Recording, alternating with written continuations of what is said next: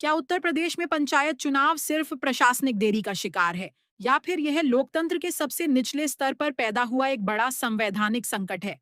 आखिर गांव की सरकार समय पर क्यों नहीं चुनी जा रही? क्या इसकी जिम्मेदारी राज्य सरकार की है या राज्य निर्वाचन आयोग की? यह सवाल अब सिर्फ चुनाव की तारीखों तक सीमित नहीं रह गया, बल्कि संविधान की विश्वसनीयता और जनता के लोकतांत्रिक अधिकारों से जुड़ चुका है।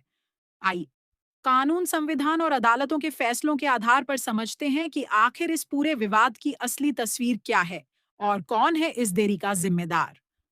उत्तर प्रदेश में पंचायत चुनाव को लेकर विवाद लगातार गहराता जा रहा है। संविधान के 73वें संशोधन का उद्देश्य यही था कि गांवों में लोकतांत्रिक व्यवस्था बिना किसी रुकावट के चलती रहे। इसी वजह से संविधान के अनुच्छेद 243 में साफ प्रावधान किया गया है कि प्रत्येक पंचायत का कार्यकाल 5 वर्ष का होगा और कार्यकाल समाप्त होने से पहले ही नए चुनाव कराए जाने चाहिए। सामान्य प्रशासनिक कारणों से चुनाव टालना संविधान की भावना के अनुरूप नहीं माना जाता। अब सबसे बड़ा सवाल यह है कि पंचायत चुनाव कराने की जिम्मेदारी आखिर किसकी है?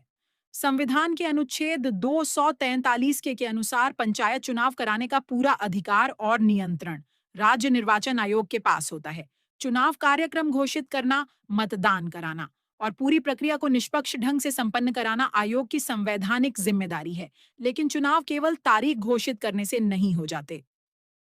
उससे पहले कई महत्वपूर्ण प्रशासनिक प्रक्रियाएं पूरी करनी होती हैं, जिनकी जिम्मेदारी राज्य सरकार पर होती है। इनमें परिसीमन, सीटों का आरक्षण, ओबीसी आरक्षण से जुड़ी प्रक्रिया, आवश्यक आंकड़ों का संग्रह, कर्मचारियों और सुरक्षा बलों की व्यवस्था जैसी तैयारियां शामिल हैं।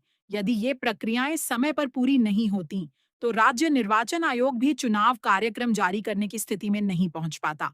मौजूदा विवाद की जड़ भी यही मानी जा रही है। ओबीसी आरक्षण से जुड़ी प्रक्रिया समय पर पूरी न होने के कारण पंचायत चुनाव की तैयारी प्रभावित हुई और मामला अदालत तक पहुंच गया। सुनवाई के दौरान राज्य निर्वाचन आयोग ने अदालत में कहा कि उसकी ओर से चुनाव कराने की अधिकांश तैयारियां पूरी हैं, जबकि देरी प्रशासनिक प्रक्रिया पूरी न होने के कारण हुई है। इस पूरे विवाद के बीच सुप्रीम कोर्ट का चर्चित फैसला किशन सिंह तोमर बनाम म्यूनिसिपल कॉरपोरेशन अहमदाबाद फिर चर्चा में है। इस फैसले में सर्वोच्च अदालत ने स्पष्ट कहा था कि स्थानीय निकायों के चुनाव समय पर कराना संवैधानिक दायित्व है और केवल प्रशासनिक कारणों का हवाला देकर चुनावों को अनिश्चित काल तक टाला नहीं जा सकता।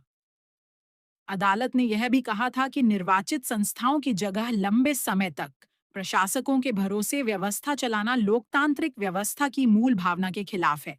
यही वजह है कि इस पूरे मामले में जिम्मेदारी केवल एक संस्था पर नहीं डाली जा सकती। राज्य सरकार का दायित्व है कि वह सभी प्रशासनिक और कानूनी प्रक्रियाएं समय पर पूरी करे, जबकि राज्य निर्वाचन आयोग का दायित्व है कि संवैधानिक अधिकारों का प्रयोग करते हुए समय पर चुनाव प्रक्रिया आगे बढ़ाए। दोनों संस्थाओं की सक्रिय और समयबद्ध भूमिका ही लोकतंत्र को मजबूत बना सकती है।